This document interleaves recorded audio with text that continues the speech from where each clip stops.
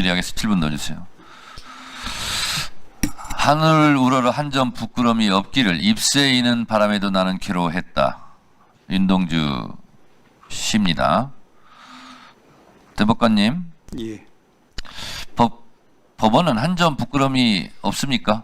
없도록 노력해야 된다라고 생각합니다. 제가 그걸 묻는 게 아닙니다. 한 점 부끄러움이 있습니까? 없습니까? 오판의 역사적인 사례도 있습니다. 네. 입새이는 바람에도 많이 괴로워한 적이 있습니까? 천대호 대법관은? 저를 비롯해서 많은 법관들이 일상적으로 그렇게 하고 있습니다. 네, 그렇습니다. 한 판사의 솔직한 고백을 한번 들어보도록 하겠습니다.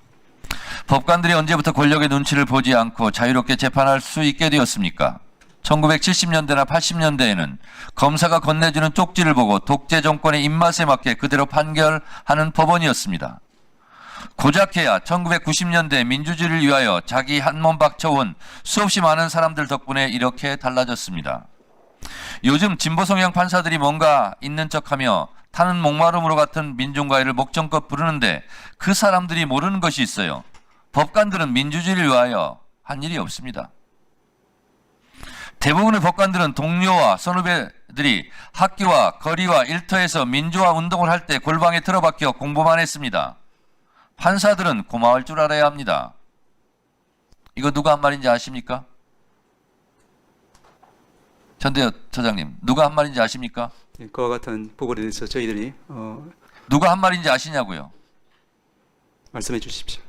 아시냐고 모르시냐고요? 알고 있습니까?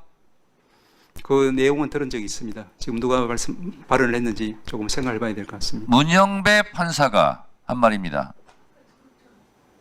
지금 문영배 신드롬이 있을 정도로 국민적 칭송이 자자합니다. 자, 아까부터 계속 대법관들의 최종 판결은 존중받아야 한다라고 강변하셨죠? 예. 자, 묻습니다. 100여 건이 넘는 간첩 조작 사건, 지금 문영배 판사가 고백하듯이 검사가 건네준 쪽지, 검사의 공소장, 공소장에 있는 오탈자까지 판결문에 그대로 옮겨 복붙을 한 그런 대법원 최종 판결도 존중받아야 합니까? 묻습니다. 저희들이 과거에 부끄러워할 수 있는 그런 과거가 있었다는 부분 말씀. 다시 묻습니다. 제 질문은 그게 아닙니다. 검사가 건네준 쪽지에 의해서 검사 공소장대로 복붙을 해서 판결한 대법원 최종 판결도 존중받아야 합니까? 답변하십시오. 저희들은 지금 이제 그와 같은 과거의 실수를 번복하지 않기 위해서 최선을 다하고 있다. 그 대답이 아니라 그 최종 판결도 존중받아야 합니까? 라고 묻는 겁니다. 모든 판결에 오류의 가능성이 제로다라고. 다시 묻습니다. 간첩 조작 검사가 건네준 공소장 쪽지대로 판결한 대법원 최종 판결을 존중해야 됩니까? 존중하지 않아도 됩니까? 그 판단이 판결에 영향이 있었다라고 하면은 재심 절차를 통해서 구제되어야 되고. 다시 묻습니다. 인혁장 최종 대법원 판결 후에 바로 사형당했는데 그 인혁당 대법원 최종 판결을 존중해야 됩니까? 묻습니다. 사법 역사에 있어서 그 부분은 저희들이 부끄러운 역사라고 말씀드릴 수 있겠습니다. 자, 그러면 어렵게 답변하신데 쉽게 제가 질문 드리겠습니다. 인혁당 대법원 최종 판결은 잘된 판결입니까? 잘된 판결이라고 생각하지 않습니다. 그렇죠. 잘못된 판결이죠. 예. 그러면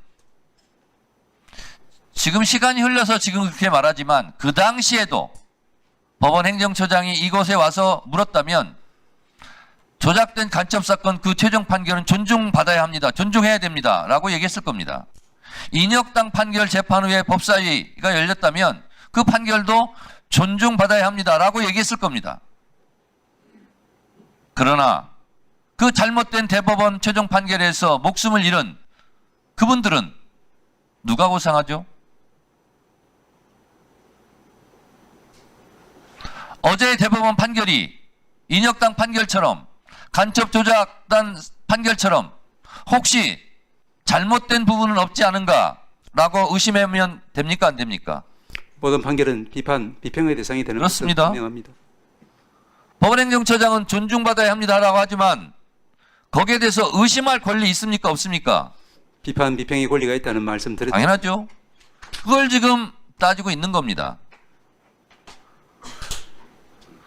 조희대 대법원장이 12.3 비상계엄 내란 사태 때 재빠르게 속 시원하게 비상계엄에 반대한다는 목소리를 들은 적 없습니다.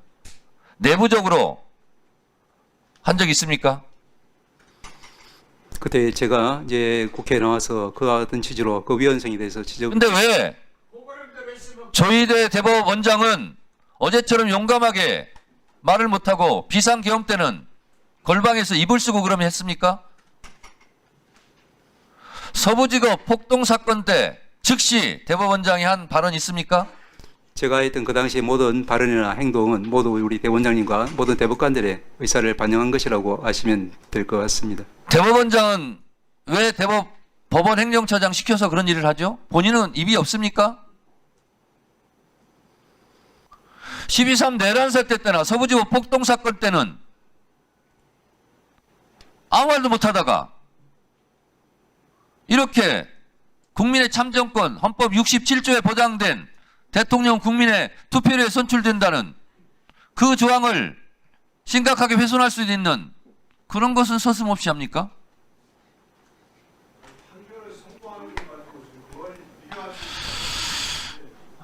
오늘의 헌법은 법관들이 피땀 흘려 쓴 헌법 조항이 아닙니다.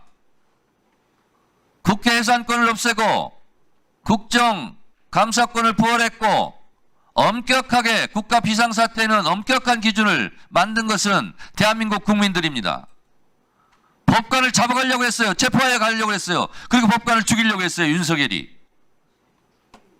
그 법관의 양심에 따른 재판, 판결을 보호할 수 있었던 것도 헌법이고 그 헌법을 만든 것은 국민이라는 사실을 한시도 잊지 마십시오.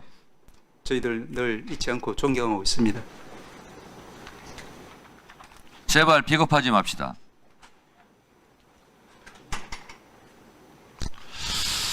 이상으로 주질의를 모두 마치고